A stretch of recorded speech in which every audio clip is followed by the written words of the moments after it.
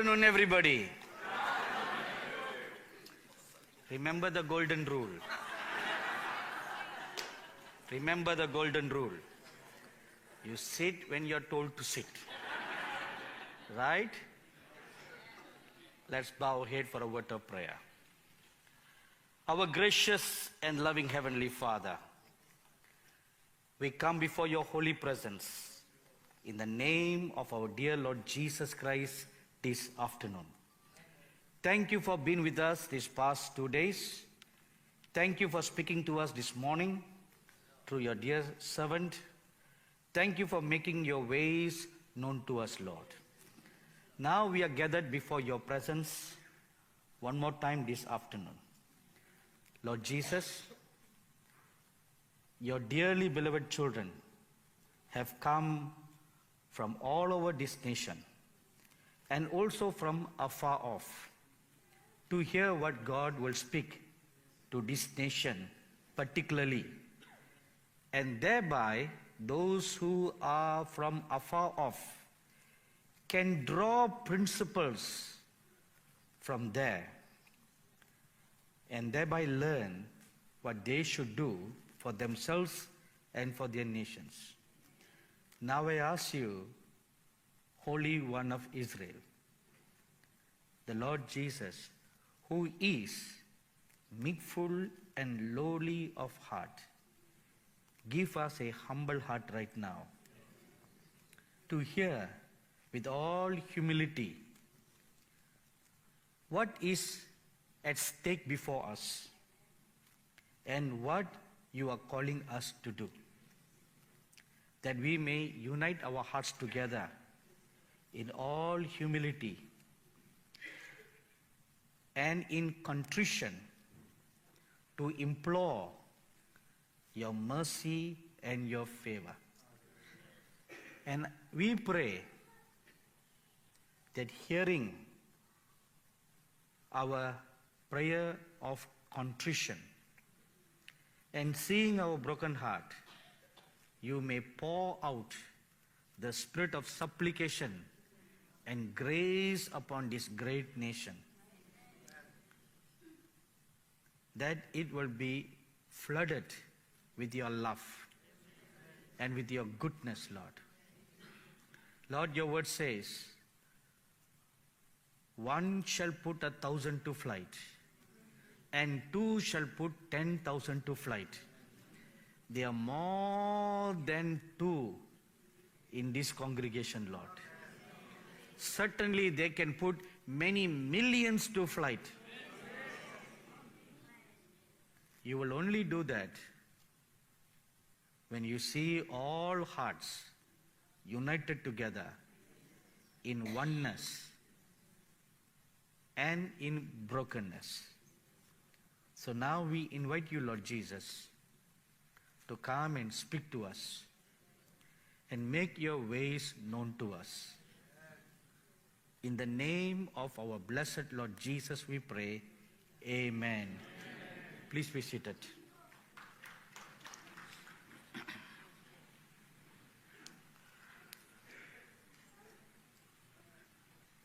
Now, I was pondering very much before the Lord what I should come and share with you this afternoon. And while the worship was going on, I was just reminded of one thing.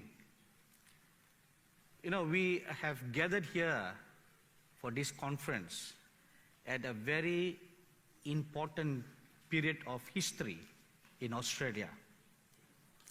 But the dates of this conference were planned last year, way before this crisis that is looming before your nation. So, God, who calls the end from the beginning, knowing what crisis you are going to face at this point of time,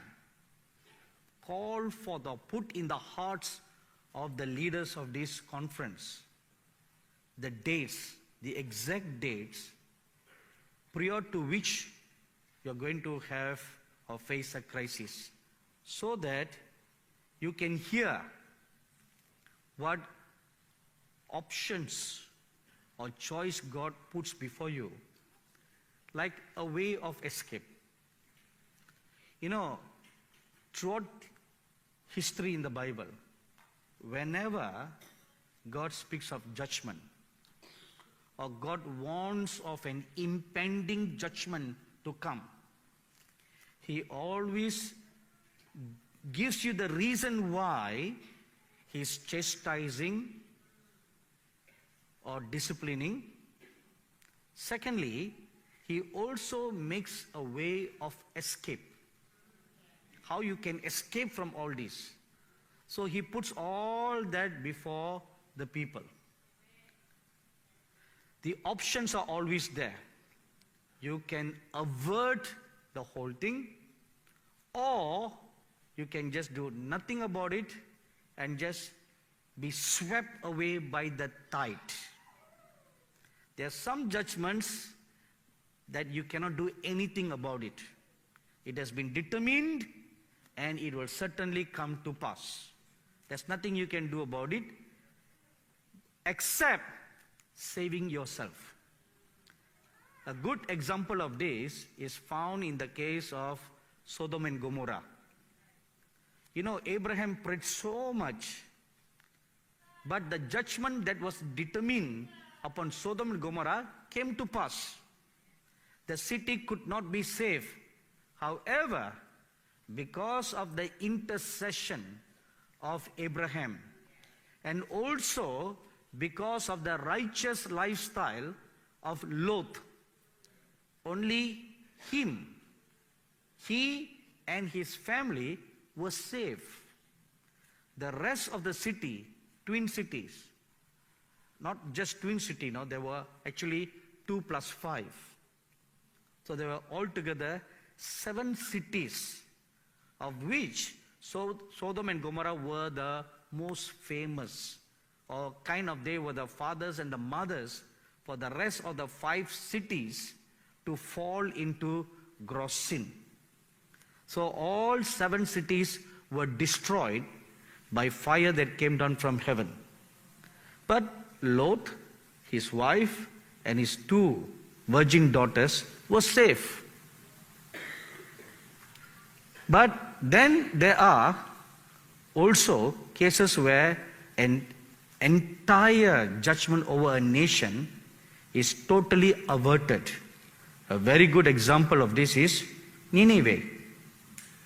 You know, and you heard a wonderful message from Brother Neville on the first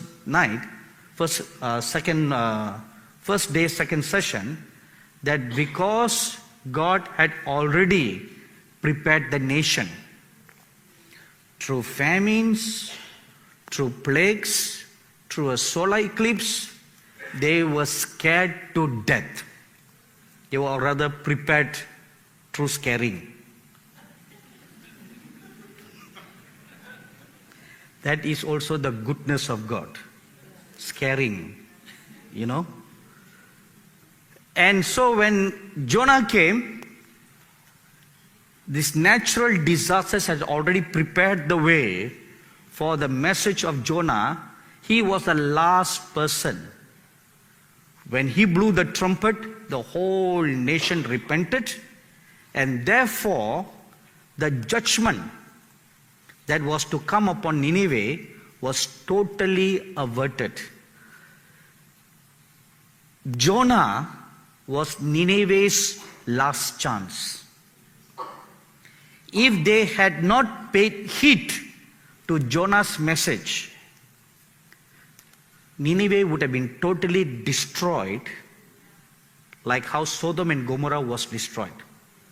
You know, eventually Nineveh was destroyed, as Jonah had prophesied, but not after 100 years of grace.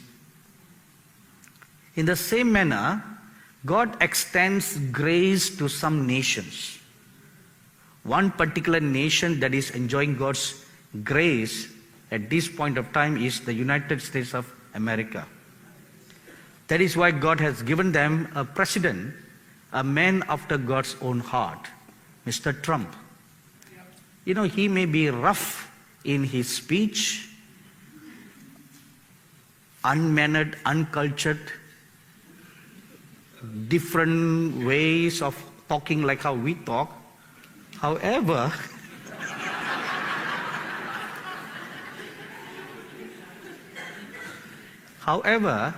he is a very prayerful man. He is a prayerful man, godly man, God-fearing man. And you know, when he took office, the first thing that he did was to clean up the White House. And they discovered during the 8 years of the presidency of Obama, there were many, many idols that were brought and kept in the White House. Many, many, hundreds of idols of different religions. Hindus, Buddhists, you name it, everything. And he cleaned the White House of all the idols and restored prayer in the White House.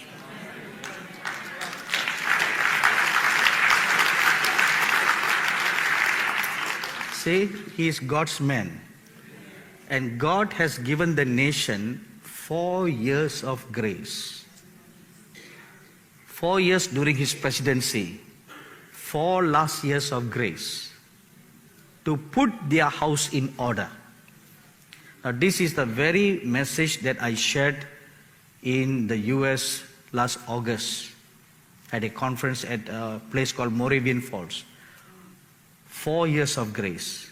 If they clean their house, if they put their house in order, that grace will be extended for another 4 years.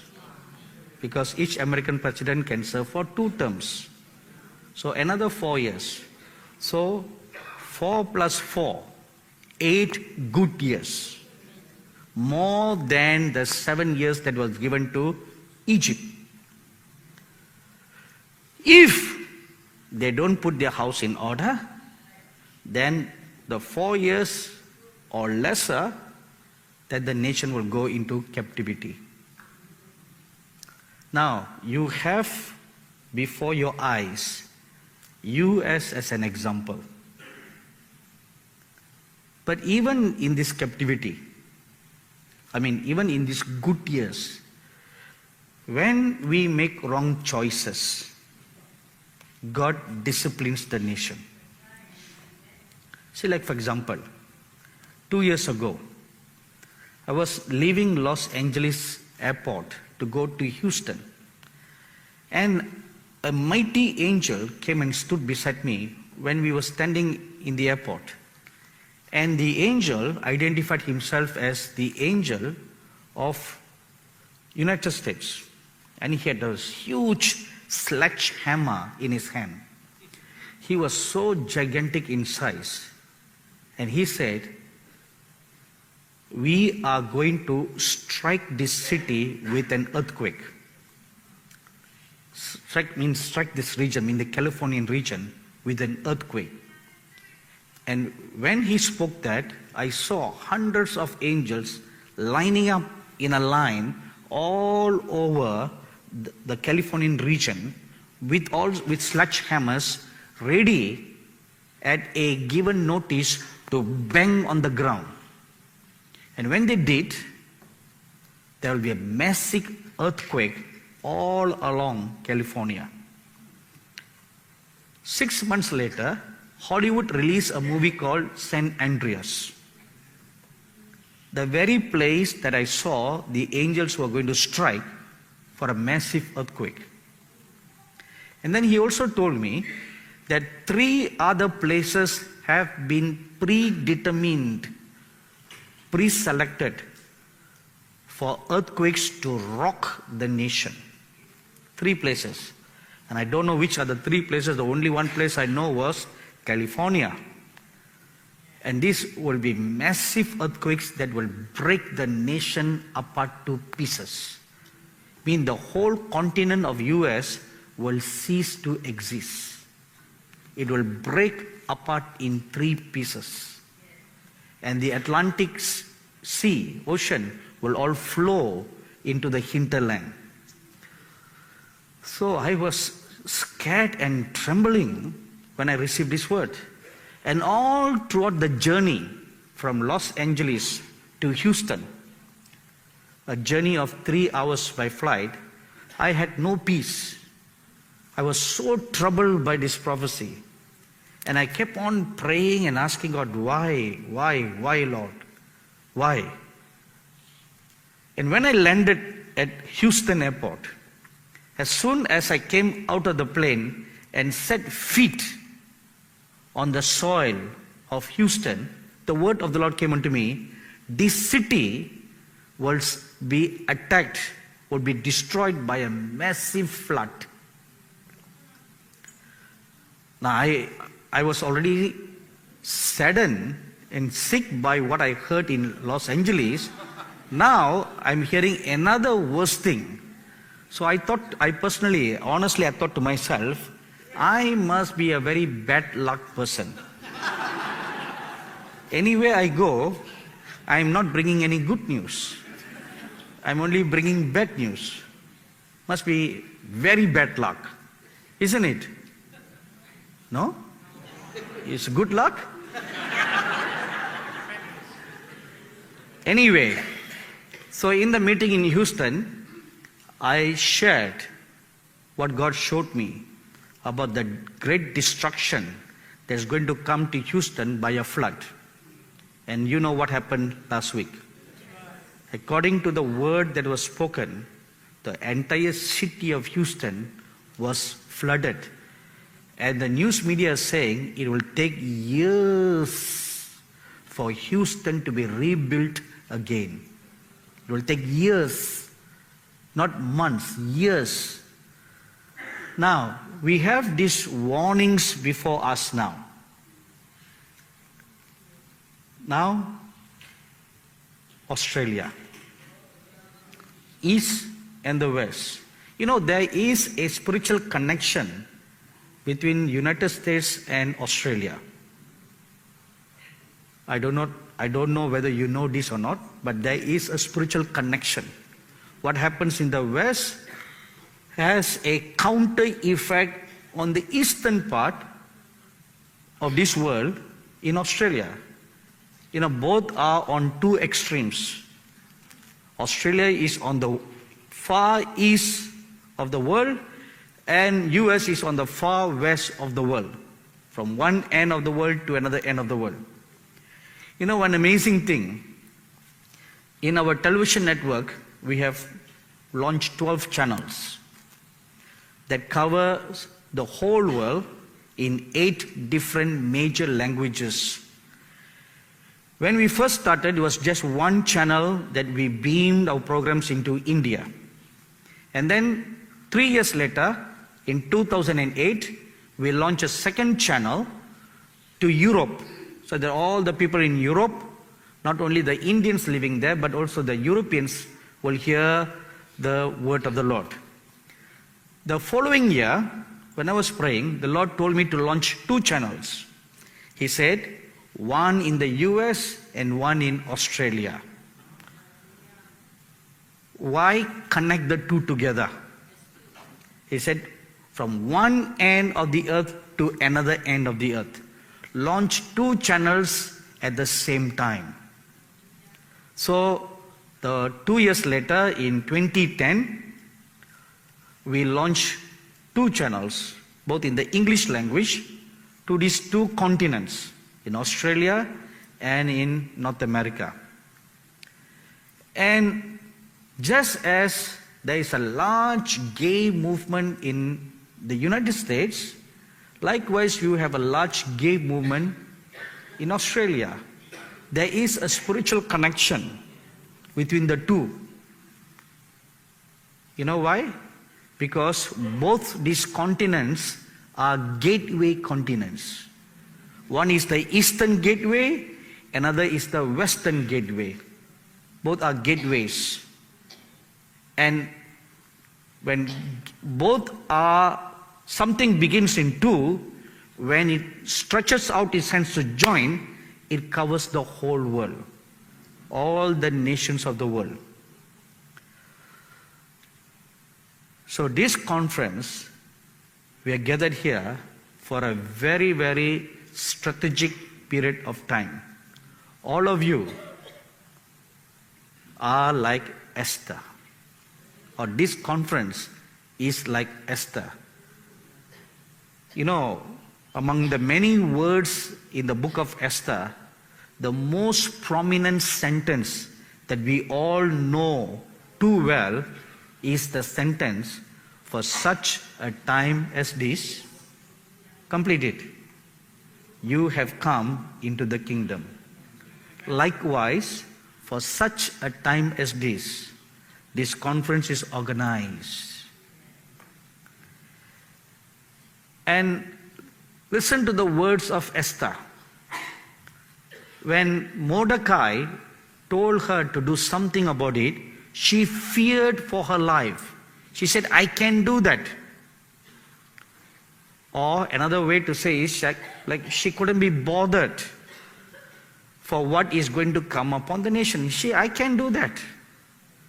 And Mordecai was very upset with her, and he turned around and he told her, see, he was a no-nonsense uncle.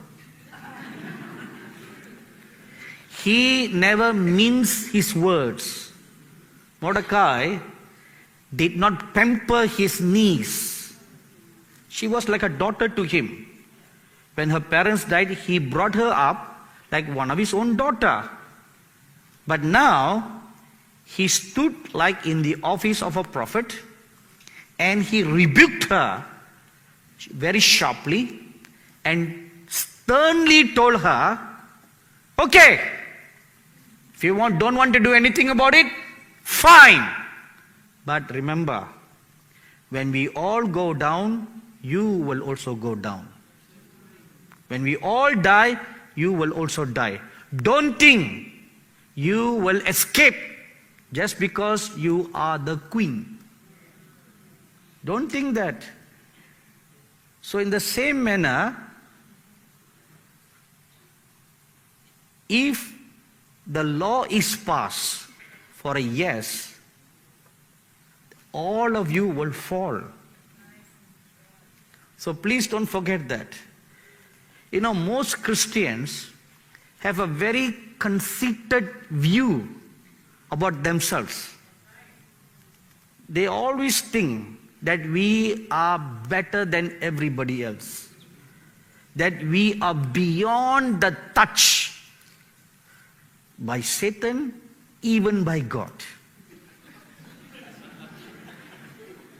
That's what we think, you know. We think that even God cannot touch us. Because we, like what we always say, we are covered by the blood.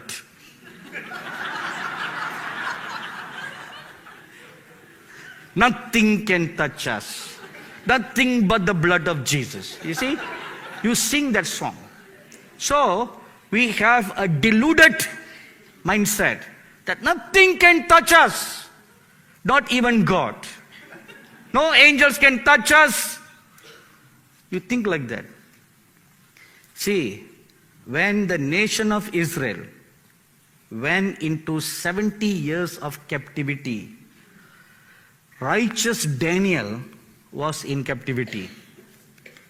Righteous Ezekiel, righteous Ezra, righteous Nehemiah, righteous Jeremiah, they were all in captivity. These are all righteous men and women of God. They were all in captivity. When the judgment falls, even the righteous will fall. Of course, God will preserve the righteous. But you go into 70 years of captivity. Now suppose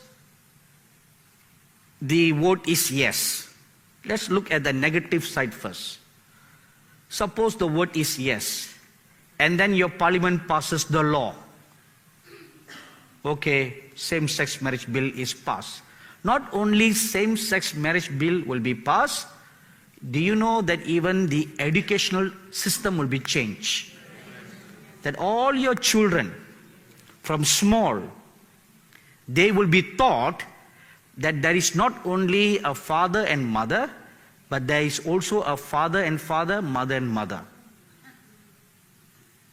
You know, a year ago, I was very shocked to see some emoji cons in the iPhone that has the icons of a family, father, mother, children, and then the other icon is father, father, mother, mother, and children.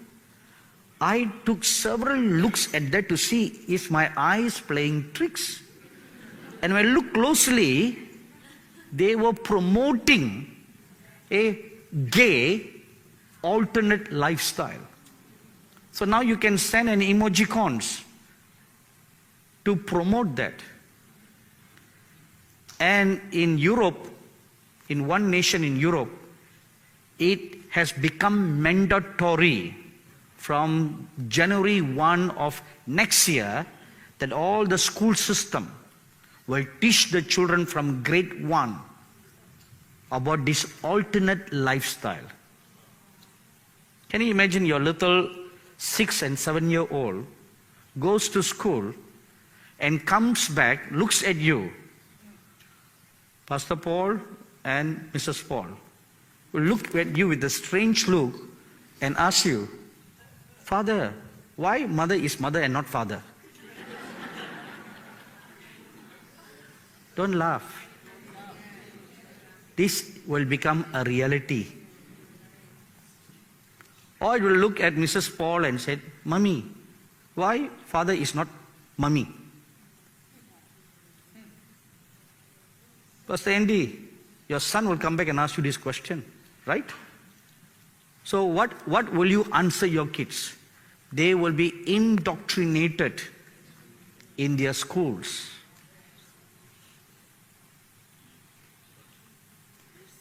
What will you do? So the next generation are going to be indoctrinated to accept or be part of an alternate lifestyle. This is happening in Europe, already started in the US. You are next in the list.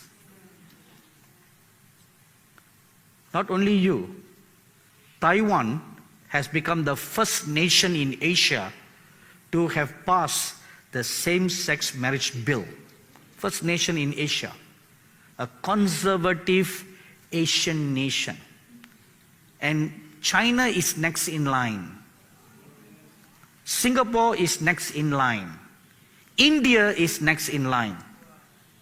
You know, in Indian Parliament, they are now debating. They have already passed the transgender law. Transgenders now have equal rights as any other ordinary citizens. And transgenders have their own toilet now. Male, female, and question mark.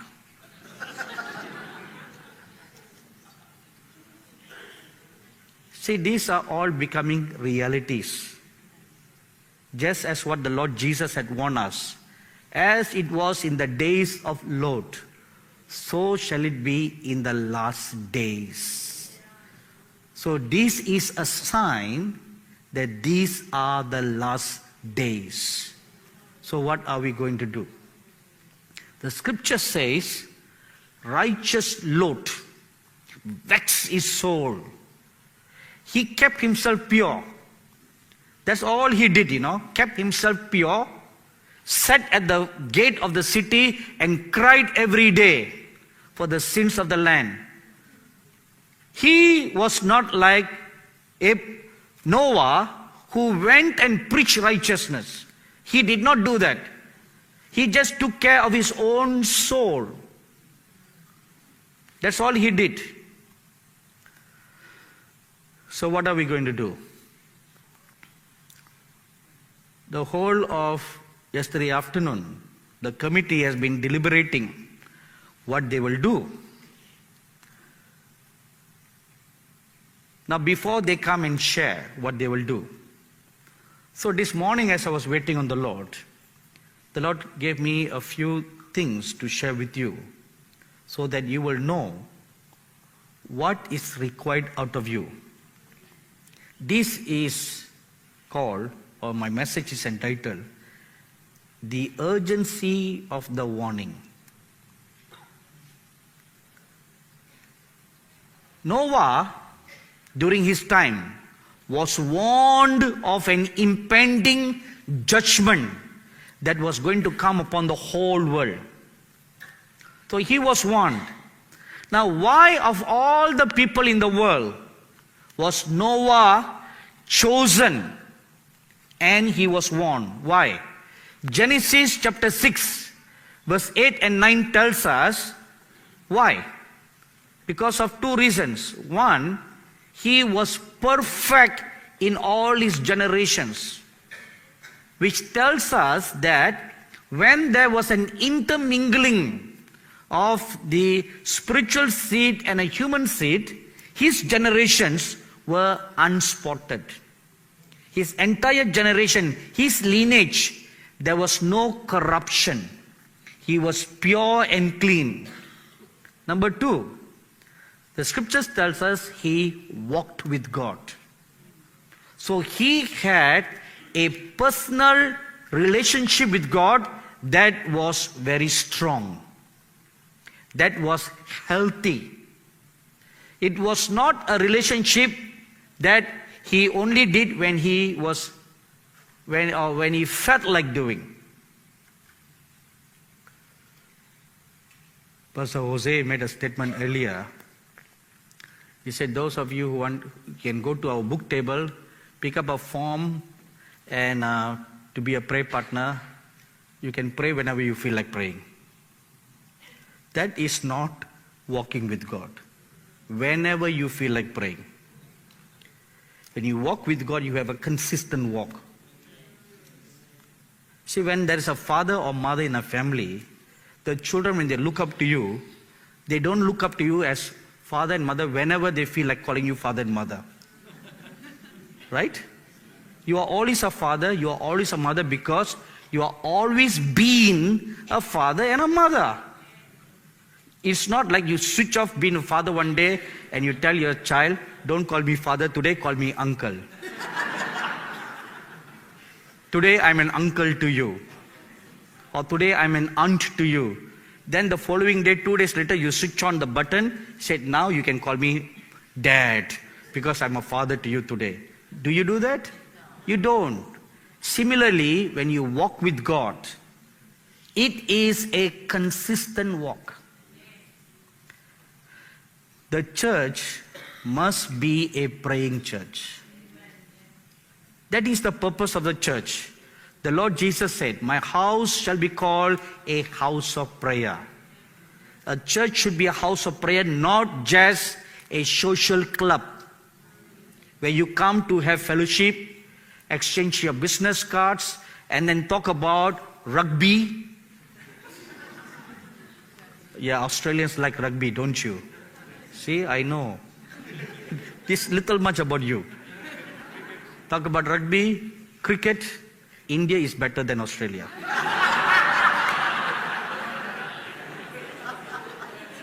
So we'll not talk about cricket, okay? We are better. Rugby, you are best. So we'll talk about rugby. Your great pastime. The church must be a praying church. We have so much of worship today. So much of good teaching today. But very little praying. That is why we are weak. We are dead. We have a name. We have life. But the church today is like the Sardis church. You have a name, but you are dead. You have no life. Prayer is the lifeline. Lifeline. You know, prayer is not just praying for the people. It's good, the elders should pray for the people, but that's not just it is. There must be corporate prayer in the church. Praying for so many needs. Praying, talking unto God. The whole church talking to God at the same time. Not just singing to God. The pattern must change. If you don't change the pattern, then you won't survive in these last days. The church pattern must be restored back to the original pattern that God called the church to be.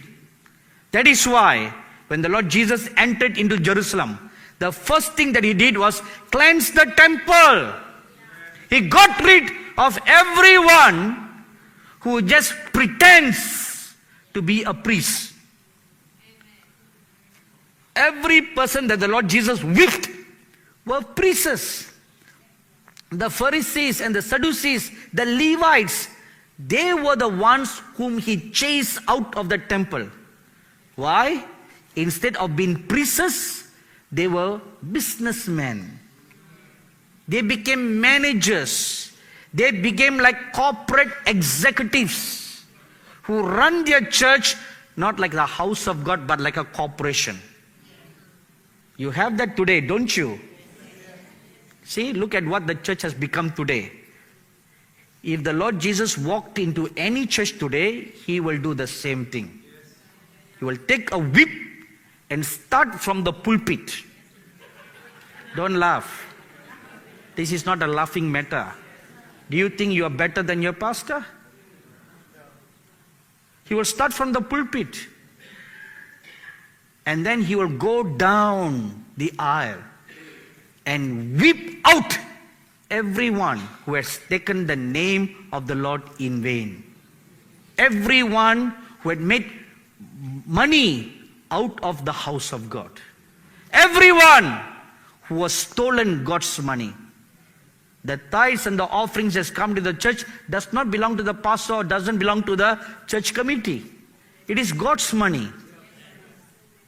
Of course, the leadership who serves the Lord can take a salary for themselves, but it is still God's money.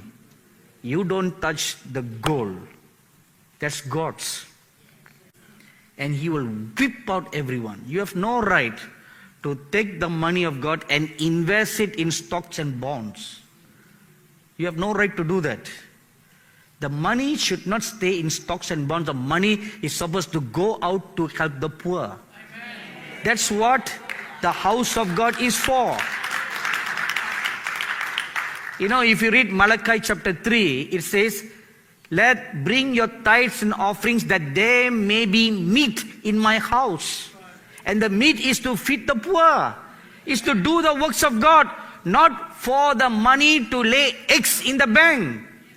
What good is it for it to lay eggs in the bank? What good? When you have a world out there dying. You are to feed the poor. You are to send your money to missions to spread the gospel. For that purpose, God instituted this system of tithes and offerings. Not for you to build your empire or build a golden palace or castle and sit there. You know, the Lord will come with a whip in his hand to whip out every false pastor, every false prophet, every false apostle, every false teacher, and every false evangelist. They will all be whipped out of the church. And God will raise a new breed of people. He will raise up the children. He will raise up the youths. He will raise up the women. He will raise up the nobodies and anoint them with the powers of the age to come. And you will do great works for God. This is what God is going to do next. So either we put our house in order or our house will be destroyed. We have a choice. So Noah was called because he walked before God with a perfect heart. And then when he was warned, he did two things simultaneously. Number one, 2 Peter chapter 2 verse 5 tells us, he warned the people by preaching righteousness. He went everywhere around his cities and preached that a flood was coming. And he preached asking the people to turn back from sin. Secondly, Genesis chapter 6, Verses 14 to 16 tells us, he built the ark. Now what does the ark represent? The kingdom of God. He did not build the ark for himself. Please listen. The original purpose for God to ask him to build the ark was to store all the animals. Even, among all the people who lived at the time, God only found the animals to be righteous.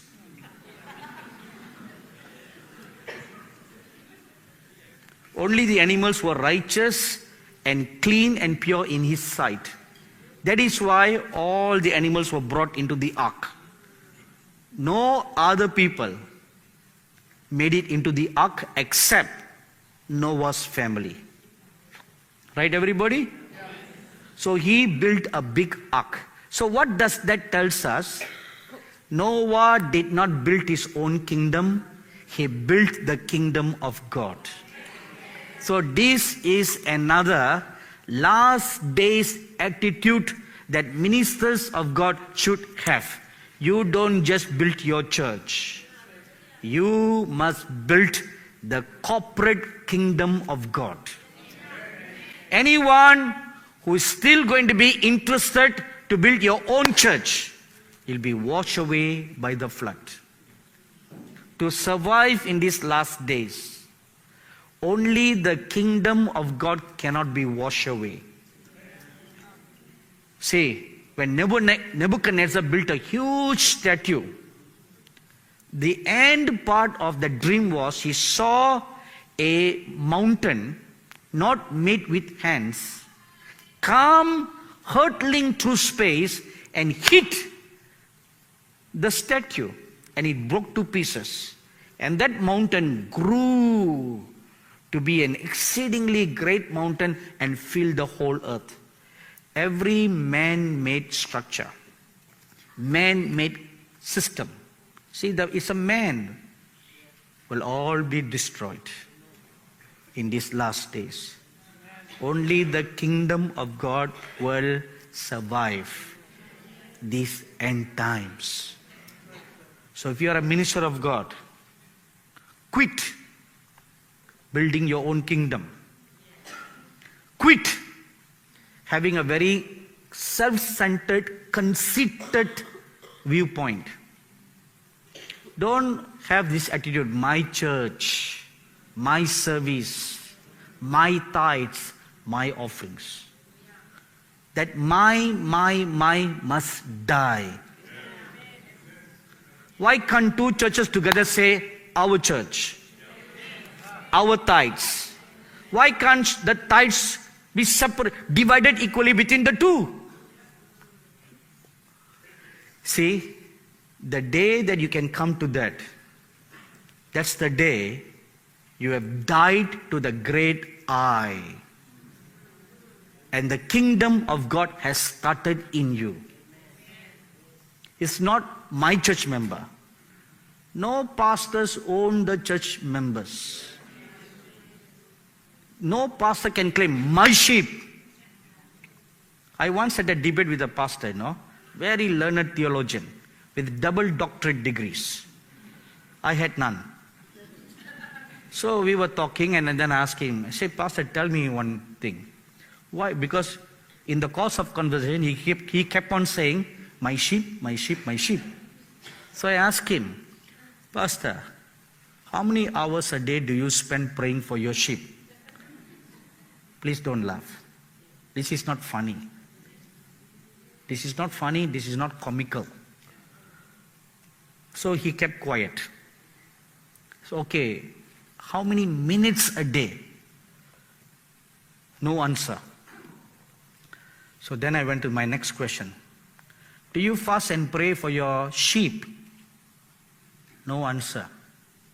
Now this is a man of God who is a very brilliant theologian.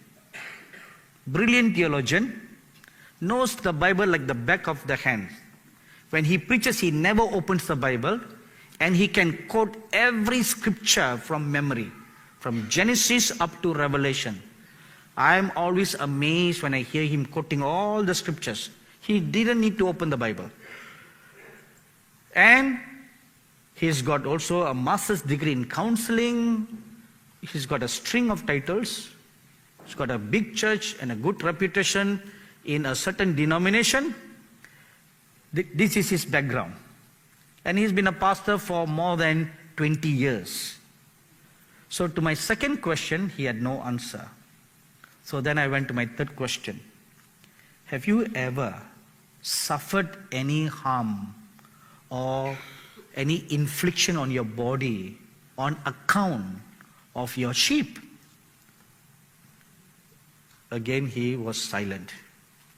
So I said, Pastor, you don't pray for your sheep. You don't fast and pray for your sheep. You have never suffered any wounds on your body for your sheep. How dare you call the church members your sheep? The Lord Jesus lives ever to make intercession for his people. Secondly, the Lord Jesus gave his life for the sheep. He is the owner of every sheep. You are not. So how can you stop calling them your sheep? They are not your sheep. Because a good shepherd will lay down his life for the sheep. That's a good shepherd. That's a good pastor. A good pastor will stand in the gap and pray for his sheep. Pray for his church members. That's what a good shepherd is. He will be the first to lay down his life. You know, in the Navy, there is a code of conduct. In the event of a danger to the boat, the captain is the last person to leave the ship. The rest, he will be the first person to send off everybody to safety, and the captain is the last person to leave the ship. And by the time he's the last person, he goes down into the waters. But today, the shepherd, the pastor is the first person to leave the sheep.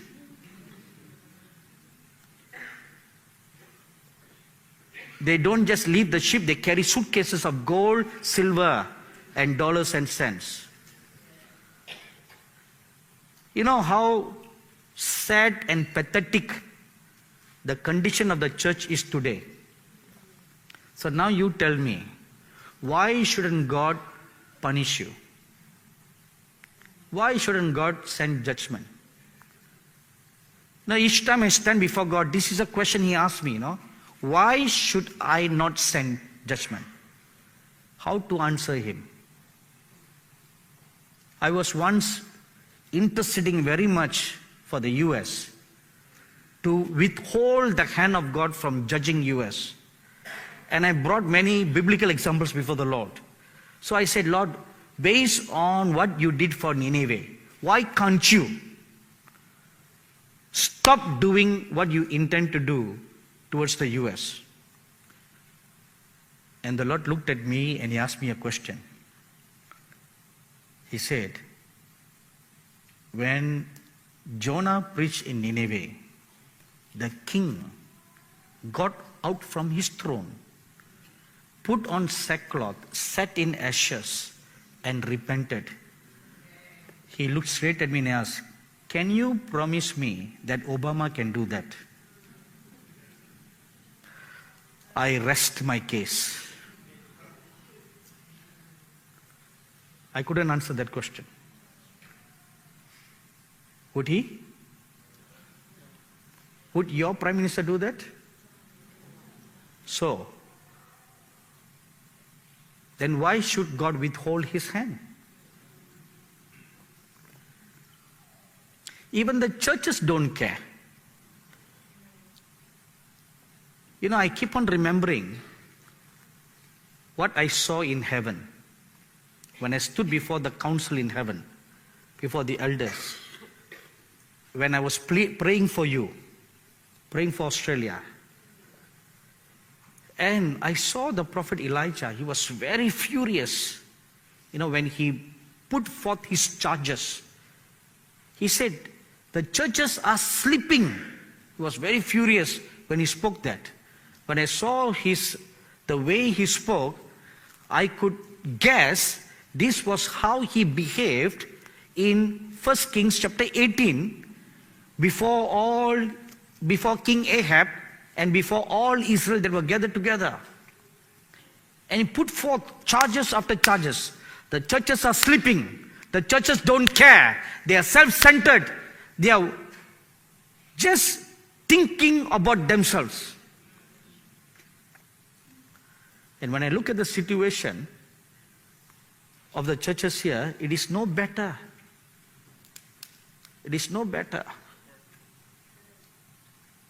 You know, when you have like a noose around your neck just hanging above your head, and when the urgency was spoken, and then there is a prayer meeting that was announced here.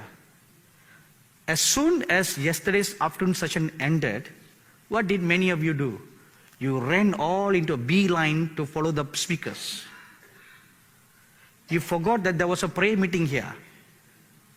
Many of you stayed, because when I was walking out, I turned back to see how many were staying. And many were running after the speakers to get a personal blessing. Here you have a crisis in your nation. You don't seem to care.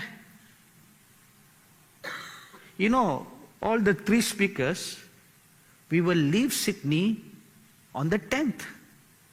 But you are going to stay in this nation. Whatever law that is passed here, it will affect you directly. Don't you care? You don't seem to. The churches don't seem to. To them, their own church services are more important. My church service, my Sunday service, my meetings, my people. You're not willing to throw down all those barriers, come together as one united body, forget about your Sunday services. You have a crisis, come together. Take hold of the horns of God. Plead before God. Who knows? Even, the Nineveh king said this word. Who knows if God cannot be moved with mercy? Those words came from a wicked king of Nineveh. The Bible calls that the people of wicked Nineveh were exceedingly wicked. And such a wicked king can bend his knees, sit in sackcloth, put away his crown, and with humble heart look up. And he says, let's all cry to God. Let everybody fast. Mothers, children, even the little babies were denied drinking milk. The animals were denied their food. They were all crying out to God. That is why God was moved with compassion towards the nation. But what do we do today? Only a handful comes for prayer. And you give all kinds of silly excuse by saying, no, I have to send my children to school. That is very important to me. Here you have a crisis. And how do you respond in a crisis? You don't care. I tell you very honestly, all during this morning, I felt very, very sad for you. When I saw the situation yesterday, and I saw how everybody behaved after a solemn word like that. You just didn't care. And I broke down before God this morning when I remembered the words of the Saint Elijah, when he said, these people don't care. They don't care. The churches don't care. The pastors don't care. Looking at you, that's how the situation is. You don't care. But that was not the attitude of Noah. For 100 years, he preached and he built the ark at the same time. Secondly, King Hezekiah. We read in the Bible in 2 Kings, 2 Chronicles, or 2 Kings chapter 18, that he was threatened with war by the king of Assyria, Sennacherib, when he received a letter of an impending notice of attack. What was his immediate response? 2 Kings chapter 19, verses 1 and verses 14 to 19 tells us he fasted and he prayed. That's what he did. He fasted and he prayed, he lifted up his hands unto God, and he cried out. And what is the result of that prayer? God sent deliverance. Two ways. One, 2 Kings chapter 19, verses 6 and 7 tells us, first God sent Isaiah the prophet to give a word of encouragement that comforted the heart of the king. Secondly, in 2 Kings chapter 19, verses 20 to 35, God heard the prayer of Hezekiah and sent a mighty angel who with one swipe killed 185,000 of Assyrian soldiers. Not only that, King Sennacherib, who mocked at God, and he mocked God saying to Hezekiah, who do you think your God is? Your God cannot save you from my hands. For speaking such arrogant words, we read that King Sennacherib was killed by his two sons when he was praying before his idols. So the king who boasted so proudly, he himself was killed. Now thirdly, 2 Chronicles chapter 20. Please turn your Bibles with me. There are many lessons that we can learn from 2 Chronicles chapter 20, which can be very, very useful to the situation that is impending before Australia. In 2 Kings chapter 20, you will read that the Moabites and the Ammonites and the Nunites came against King Jehoshaphat. They had planned a war to come against Judah in the south, for whom King Jehoshaphat was the king. And there was a war. Now what did Jehoshaphat do? Look at verse 3. And Jehoshaphat feared and set himself to seek the Lord and proclaim a fast throughout all Judah. It is natural to feel fearful. Natural. You cannot, no matter how a person of faith you are, you will somewhere or other, you will have an ounce of fear. Am I right, everybody? We'll all have that. It is part of our emotions. But look what he did. In the midst of that, the first thing or the rightful thing he did was to seek the face of God. He did not call his committee. He did not call his cabinet ministers to discuss and talk. What shall we do? No talking. First seeking the Lord.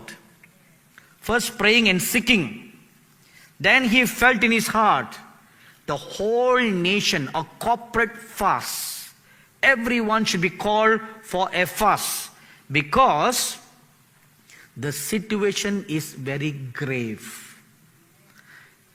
Judah was no match to the combined army of the three nations. She was no match. So Jehoshaphat knew very well, even if he took his army to war, they would be wiped out. He knew that. So he bent his knees and he began to seek the Lord. That's the first thing that he did. He called for a corporate fast. And you read from verses 6 to 13 how he poured out his heart in prayer unto God. Now look at verse 13. And all Judah stood before the Lord with their little ones, their wives, and their children.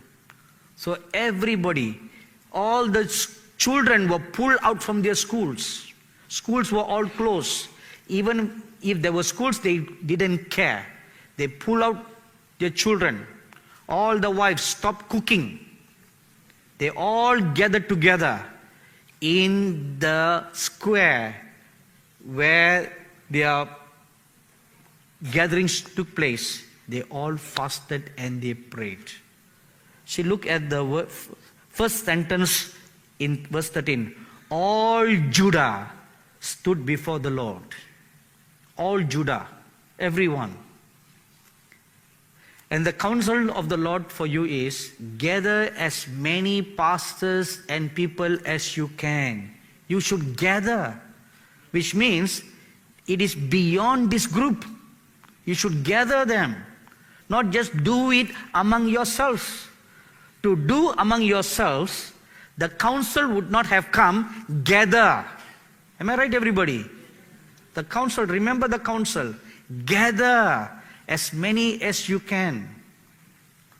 Noah warned as many as he could. He did it. He did his best. And God did not hold him guilty. He did it. But nobody cared. So all Judah stood before the Lord with their little ones, their wives, and their children. So what is the result of that prayer? Verse 14. Then upon Jahaziel, the son of Zechariah, the son of Benaiah, the son of Jael, the son of Mattaniah, a Levite of the sons of Asaph, came the Spirit of the Lord in the midst of the congregation, and he prophesied. Look at the last sentence in verse 15. The battle is not yours, but God's. Now, this is similarly the counsel that God gave you when you all bend your knees, you fast and you pray. God will send forth an army of angels all throughout this land, that everyone who receives the word card, the angels will move their hearts to say no. That is the work of the angels. That is what it means. The battle is the Lord's and not yours. You don't fight the battle anymore. Now the Lord will fight the battles. Now look at verse 20. The response of King Jehoshaphat. Now a prophet came. He delivered a word. So what is the nation going to do now? And they rose early in the morning and went forth into the wilderness of Tekoa. And as they went forth, Jehoshaphat stood and said, Hear me, O Judah, and you inhabitants of Jerusalem. Believe in the Lord your God, so shall you be established. Believe his prophets, so shall you prosper. You hear the word of God, that God speaks through a vessel. But your first belief is to the Lord God. Second, you believe the word that God spoke through a vessel. So now, what are we going to do? There are people, majority of you are from Sydney, New South Wales. And there's also a large number of people from Melbourne. And there's a large number of people from Brisbane. Different states. Anybody from Perth? Oh, there's some from Perth. So there's a representative from Western Australia. Anybody from Adelaide? There's some from Adelaide. So South Australia. Anybody from North? Huh? Tasmania. Oh, there's one from Tasmania. And all our aborigines are here? Yes? Show me your hands. Nobody? Nobody? Upstairs? Nobody's putting up their hands upstairs. Oh, there is one there. So, anybody from the capital, Canberra? Oh, there's one there. There's two there. See, all Australia is represented here.